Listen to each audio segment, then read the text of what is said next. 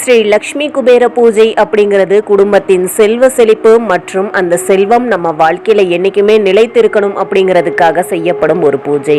இன்னைக்கு நம்ம இந்த பதிவுல பார்க்க போறது லக்ஷ்மி குபேர பூஜை எப்படி உருவானது, அதை நம்ம என்னைக்கு வழிபாடு செய்யணும், எப்படி எளிமையான முறையில வழிபாடு செய்யலாம் அப்படிங்கிற எல்லா தகவல்களையும் இந்த ஒரே பதிவுல பார்க்கலாம்.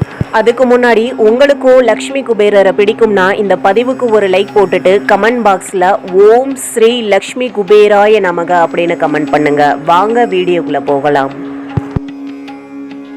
நம்மளோட வாழ்க்கையில பீடித்திருக்கின்ற இந்த வறுமை அப்படிங்கிறது நீங்கி செல்வம் பெருகணும் அப்படிங்கிறதுக்காக பொதுவாக தீப திருநாளாம் தீபாவளி பண்டிகை என்றோ அல்லது வியாழக்கிழமை வெள்ளிக்கிழமை தினங்களில் இந்த லக்ஷ்மி குபேர பூஜை செய்யப்படுகிறது.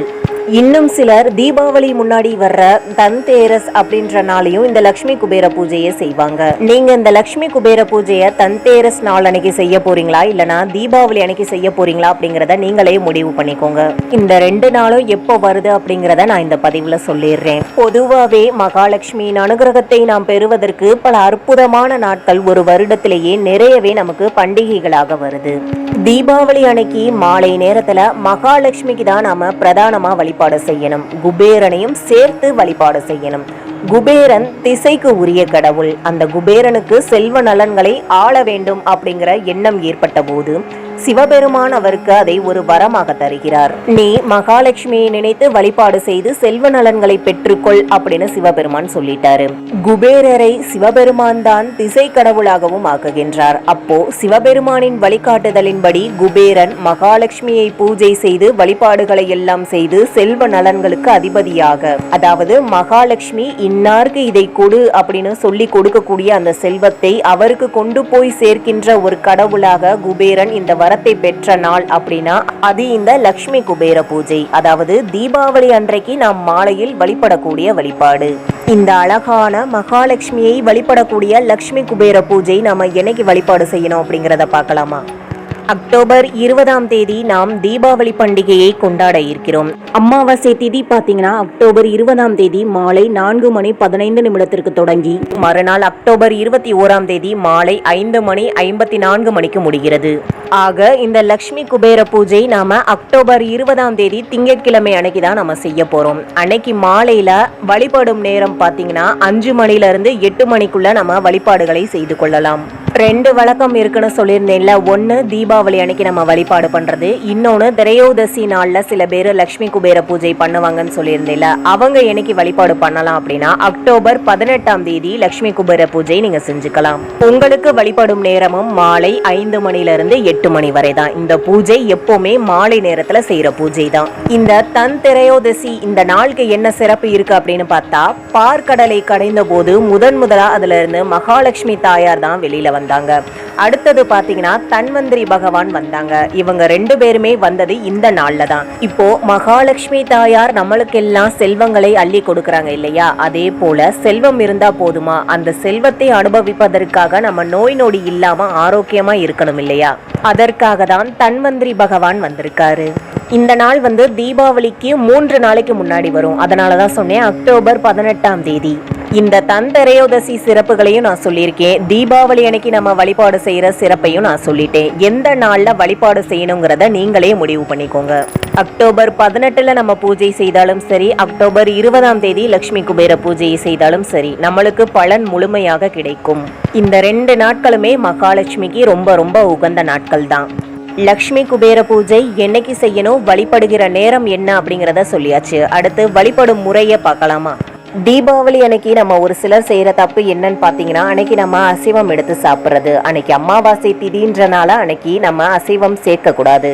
சரி, முதல்ல இந்த பூஜை நம்ம செய்யும் போது என்னென்ன இருக்கணும் அப்படிங்கிறத முக்கியமான விஷயத்த நம்ம யோசிக்கணும். அமாவாசை நாள் அப்படிங்கிறது இருக்கணும். இந்த ஆண்டு நம்மளுக்கு அமாவாசை மாலை முழுவதும் இருக்கு. அன்னைக்கு தீபாவளி திருநாள். அதனால தீபாவளி அன்னைக்கு மாலை நேரத்துல மகாலட்சுமி வழிபாடு செய்யணும். எப்படி வழிபாடு செய்யணும்னா, இப்ப நிறைய பேருக்கு கேள்வி என்னன்னா, காலையில இருந்து தீபாவளி பண்டிகை அப்படின்னு நம்ம நிறைய பலகாரங்கள் செஞ்சு நம்மளுடைய சொந்தக்காரங்கள்லாம் கூட வீட்டுக்கு வந்திருப்பாங்க. நைட்டெல்லாம் முழிச்சிருந்து நாங்க பலகாரம் செஞ்சோங்க, அதே போல எங்களுக்கு ஓய்வே இல்லை அப்படின்லாம் சொல்லுவாங்க. அதனாலதான் ரொம்ப எளிமையான முறையில நான் உங்களுக்கு இந்த வழிபாடை சொல்றேன். எப்பவுமே எல்லாத்துக்குமே சொல்றதுதான், உங்களால என்ன முடியுதோ அதை நீங்க செய்யுங்க. நம்ம எல்லார் வீட்லயும் இருக்கக்கூடிய மகாலட்சுமி திருவுருவ படத்தை எடுத்துக்கோங்க. நம்ம வீட்ல குபேரன் போட்டோவோ இல்லனா சிலை இருந்தாலும் எடுத்துக்கலாம். குபேரனுடைய படமோ சிலையோ எங்கிட்ட இல்ல அப்படின்னு சொல்றவங்க அதை பத்தி கவலையே பட வேணாம். குபேரன் எந்திரம் அப்படின்னு ஒண்ணு இருக்கு, அதை நாமளே வரைஞ்சிடலாம். இதை யாரும் தரையில வரையக்கூடாது, ஒரு மணப்பலகையில இந்த மாதிரி வரைஞ்சுக்கோங்க. இப்ப இந்த படத்துல காமிச்சிருக்கீங்களா, இதுதான் அந்த எந்திரம். இதை நீங்க பார்த்து வரைஞ்சுக்கோங்க. ஒரு மணப்பலகையில கோல மாதிரி இதை நம்ம போட்டுக்கலாம். இது கோல மாதிரி தான், ஆனா எந்திரம். இந்த குபேரன் எந்திரமும் மகாலட்சுமி படமும் நம்மளுக்கு ரெண்டுமே வழிபாடு பண்றதுக்கு போதும். எல்லார் வீட்லயும் நம்ம கேலண்டர்லயாச்சும் கண்டிப்பா மகாலட்சுமி படம் அப்படிங்கிறது இருக்கும். அதனால உங்க வீட்ல எந்த மகாலட்சுமி படம் இருந்தாலும் அதை நீங்க வழிபாட்டுக்கு எடுத்துக்கலாம். அன்னைக்கு மகாலட்சுமிக்கு உகந்த நெய் விளக்கு நாம ஏத்தணும். அது குத்து விளக்கா இருந்தாலும் சரி, இல்லனா அகல் விளக்கா இருந்தாலும் சரி, நெய் விளக்குல தீபம் ஏத்திக்கோங்க. இன்னும் சிறப்பா உங்க வீட்டுல 2 குத்து விளக்கு இருக்குங்க அப்படின்னு சொல்றவங்க மகாலட்சுமிக்கு 2 பக்கத்திலையும் குத்து விளக்க ஏத்திக்கோங்க. இந்த பூஜைக்கு ரொம்ப ரொம்ப உகந்தது அப்படின்னு பாத்தீங்கன்னா தாமரை மலர். அன்னைக்கு ஒரு தாமரை மலராச்சு முடிஞ்சா வாங்கி வச்சிருங்க. அர்ச்சனை செய்வதற்கு தாமரை உங்களுக்கு கிடைச்சிச்சு அப்படின்னா நீங்க அதை வாங்கிக்கோங்க. அப்படி கிடைக்கலனா எந்த மலர் உங்களுக்கு கிடைக்குதோ அதை நீங்க வாங்கி வச்சுக்கோங்க. அதோட கொஞ்சமா அர்ச்சதை தயார் பண்ணி வச்சுக்கோங்க. அப்புறம் நல்லா மணமான குங்குமம் எடுத்து வச்சுக்கோங்க. எந்த ஒரு பூஜை நம்ம செய்யறதா இருந்தாலும் கண்டிப்பா வெத்தலை பாக்கு அவசியம். இந்த பூஜையில சிலருக்கு கலசம் வச்சு வழிபடுற வழக்கம் இருக்கும். நீங்க கலசம் வச்சு வழிபடுறதா இருந்தா ஒரு கலசம் தயார் பண்ணி அதுல வாசனை திரவியங்கள் எல்லாம் போட்டு அதுல நீர் நிரப்பி மாவிலை எல்லாம் வச்சு தேங்காய் வச்சு கலசமாகவும் நாம வழிபாடு பண்ணலாம். ஒரு வாழை இலை விரிச்சு அதுல நவதானியங்களை பரப்பி அதுக்கு மேல இந்த கலசத்தை நம்ம மகாலட்சுமியா உட்கார வச்சு நம்ம வழிபாடு செய்யலாம். இல்ல எங்களுக்கு கலசம் வச்சு வழிபடுற பழக்கம் இல்ல அப்படின்னு சொல்றவங்க போட்டோ மட்டுமே வச்சு நீங்க தாராளமா வழிபாடு செய்யலாம். நெய்வேத்தியமா அன்னைக்கு அவல்ல பாயாசம் செய்யலாம். அவல்ல சர்க்கரை தேங்காய் பூ போட்டு எடுத்து வச்சுக்கலாம். ஒரு இனிப்பு பாயாசம் ஏதாவது ஒன்று இனிப்பு பொருளா செஞ்சு நெய்வேத்தியமா நாம எடுத்து வச்சுக்கோங்க. இவ்வளவு தாங்க பூஜைக்கு தேவையான பொருட்கள். ரொம்ப ரொம்ப எளிமையான முறையில தான் நம்ம சொல்லியிருக்கோம். அதுலயும் தீபாவளி அன்னைக்கு நமக்கு லீவு அப்படிங்கறதுனால எல்லாருமே புத்தாடையெல்லாம் உடுத்தி பூஜையை குடும்பத்தோட செய்யறது ரொம்ப ரொம்ப விசேஷம். இப்ப எல்லாத்தையும் எடுத்து வச்சாச்சு. பூஜைக்கு உட்கார்றதுக்கு முன்னாடி இந்த நம்ம எடுத்து வச்ச விளக்கெல்லாம் ஏத்திட்டு விநாயக பெருமானுக்கு நம்ம முதல்ல பூஜை பண்ணணும். அப்புறம் நம்மளுடைய குல தெய்வத்தையும் இஷ்ட தெய்வத்தையும் நாம வழிபாடு செய்யணும். இது எல்லா வழிபாடுகள்லயே நான் சொல்றது, குலதெய்வத்தோட அருள் இருந்தாதான் மற்ற தெய்வங்களோட அருள் நமக்கு கிடைக்கும். விநாயக பெருமான வழிபட்டாச்சு, குலதெய்வத்தை வழிபட்டாச்சு. இப்ப நம்ம மகாலட்சுமிய வழிபாடு செய்யணும். என்ன மந்திரம் சொல்லணும்னா, மகாலட்சுமி வழிபாடுனாலே நம்ம சொல்றது முதல்ல கனகதாரா ஸ்தோத்திரம் எல்லாருமே நாம அன்னைக்கு பாராயணம் பண்ணணும். இல்லனா லக்ஷ்மி சகஸ்ரநாமம் சொல்லலாம். அந்த மந்திரம் எதுவுமே உங்களுக்கு தெரியலனா மகாலட்சுமியோட 108 போற்றி நம்ம சொல்லி அன்னைக்கு அர்ச்சனை பண்ணலாம். மகாலட்சுமியோட 108 போற்றியும் குபேரருடைய 108 போற்றியும் நான் டிஸ்கிரிப்ஷன் பாக்ஸ்ல கொடுக்குறேன், பார்த்துக்கோங்க. இந்த 108 போற்றிய நம்ம அர்ச்சனை பண்ணணும் இல்லையா, நம்ம 2 எடுத்து வச்சோம்ல, அர்ச்சதையும் குங்குமமும் எடுத்து வச்சோம்ல, ஒரு 54 மந்திரம் சொல்லும் போது நம்ம அர்ச்சதை வச்சு அர்ச்சனை பண்ணுங்க. அடுத்த 54 போற்றி சொல்லும் போது குங்குமத்தை வச்சு அர்ச்சனை பண்ணிக்கோங்க. இப்போ மகாலட்சுமிய வழிபாடு செஞ்சாச்சு. அடுத்ததா முக்கியமா அடுத்து குபேரரையும் வழிபாடு செய்யணும் இல்லையா. குபேரருக்கு உரிய மந்திரங்கள் நிறைய இருக்கு. அதுல ரொம்ப எளிமையான மந்திரத்தை நான் உங்களுக்கு சொல்றேன். ஓம் குபேராய நமக, ஓம் தனபதியே நமக. இந்த மந்திரத்தை 108 முறை சொல்லி நம்ம அர்ச்சனை பண்ணலாம். அந்த 108 போற்றி குபேரருக்கு எப்படி அர்ச்சனை பண்ணணும்னா, நம்ம வீட்டில் இருக்கிற நாணயங்கள் 108 நாணயங்கள் எடுத்துக்கணும். அது எந்த நாணயங்களா இருந்தாலும் சரி, 1 ரூபாயோ 2 ரூபாயோ 5 ரூபாயோ. ஆனா 5 ரூபாய் குபேரருக்கு ரொம்ப ரொம்ப விசேஷமானது. சரி, இப்போ உங்களுக்கு எந்த நாணயங்கள் கிடைக்குதோ, ஆனா அந்த நாணயங்கள் ஒரே வரிசையில இருக்கணும். இப்போ நீங்க 1 ரூபாய் நாணயம் எடுத்தீங்கன்னா 108 நாணயங்களுமே 1 ரூபாய் நாணயமா இருக்கணும். 5 ரூபாய் நாணயம் எடுத்திருக்கீங்க அப்படின்னா 108 நாணயங்களும் 5 ரூபாயா இருக்கணும். இது எதுக்காக அப்படின்னா, இந்த காசோட ஓசை அப்படிங்கிறது குபேரருக்கு ரொம்ப ரொம்ப பிடிக்குமாம். அதனால நம்ம இந்த 108 போற்றியை நம்ம சொல்லும் போது அதை இந்த 5 ரூபாய் காயினோ 1 ரூபாய் காயினோ ஒரு தட்டில் ஒரு தாம்பூலத்தில் எடுத்து வச்சுக்கோங்க.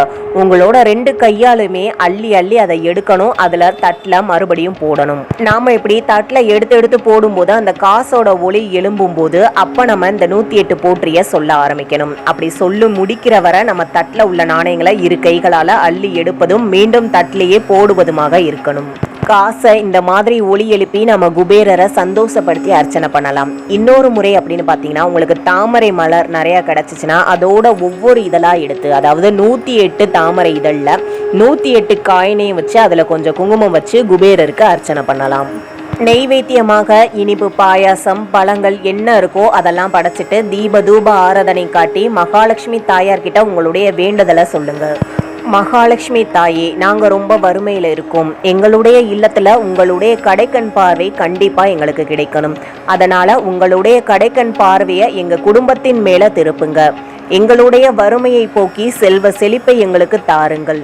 இந்த நல்ல நாளில் உங்களை மனதார நாங்கள் பிரார்த்திக்கிறோம். என்றென்றைக்கும் எங்கள் வீட்டில் நீங்கள் நிரந்தரமாக இருந்து எங்களுக்கு அருள் புரியணும் அப்படின்னு மகாலட்சுமி தாயார்கிட்ட வேண்டிக்கோங்க.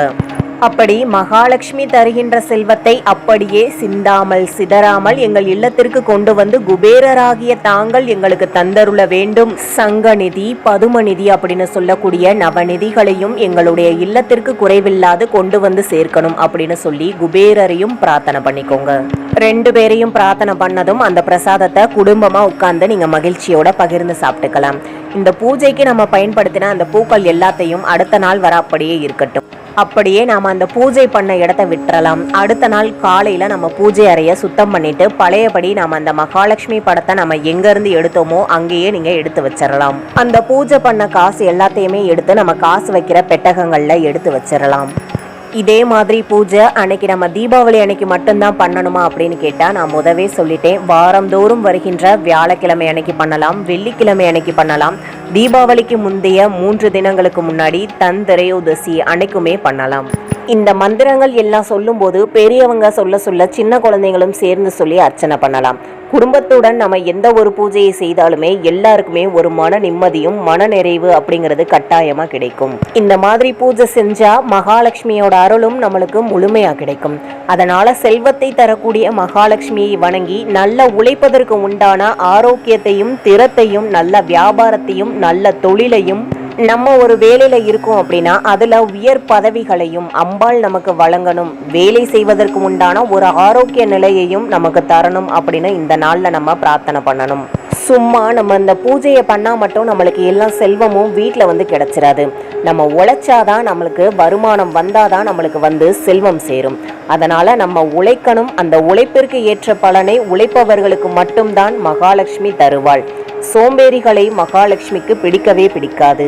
இதையும் மனசுல வச்சுக்கிட்டு நம்ம எதற்காக வழிபாடு பண்ணணும் அப்படிங்கிறத மனதார நல்லா உழைக்கக்கூடிய அற்புதமான உடல் ஆரோக்கியத்தையும் மன ஆரோக்கியத்தையும் எல்லாருக்கும் மகாலட்சுமி தாயார் வழங்கணும் அப்படின்னு பிரார்த்தனை பண்ணிட்டு எல்லோருக்கும் இனிய தீபாவளி நல்வாழ்த்துக்களை தெரிவித்து விட்டு இந்த பதிவை இதோடு நிறைவு செய்கிறேன். இந்த பதிவு உங்களுக்கு பிடிச்சிருந்தா லைக் பண்ணுங்க, மறக்காம நம்ம சேனலை சப்ஸ்கிரைப் பண்ணிக்கோங்க. அடுத்து வேறொரு பயனுள்ள தகவலுடன் உங்களை வந்து சந்திக்கிறேன். நன்றி, வணக்கம்.